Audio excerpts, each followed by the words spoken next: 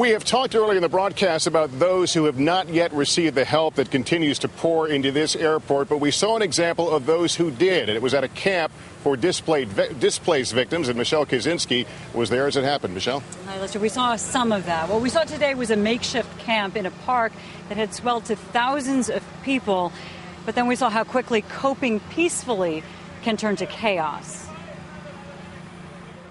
Hundreds of people line a hastily arranged barrier of chairs at a U.S. Army installation in the Port-au-Prince Country Club.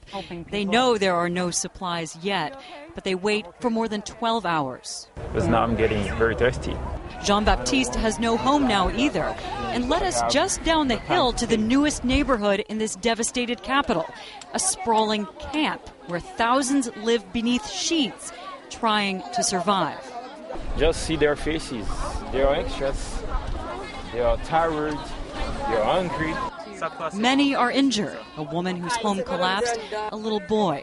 They cook what they could carry here, bathe with water that is undrinkable. Happiness is any shred of normalcy or peace.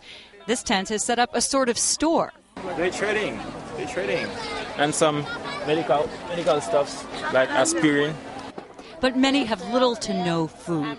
These women say they will walk 3 hours to where they think they can find water. And for the most part, things are orderly and calm and generous until there's a drop of supplies.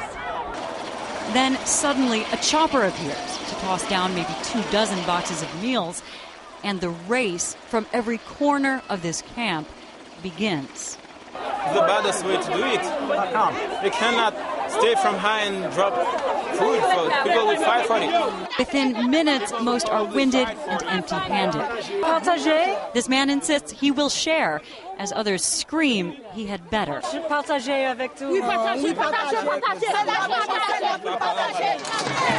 But some with the precious boxes are less willing, and a humanitarian gesture becomes a fight. It's for everyone, says a man who has none. But for a few moments, survival was all that mattered. We couldn't immediately determine what organization had done that food drop, but the Army here tells us that is exactly what they don't want to see happen. And in fact, the 82nd Airborne, which is right behind us, and those are the ones that are set up right above that camp, say that they're working on plans to distribute aid fairly and with security, which is vital. Michelle Kaczynski, thanks. And you note the military. We have not moved, but our location is changing, and that the military continues to put down roofs here, adding more and more permanent structures as this operation continues to ramp up. Again, thank you for your reporting.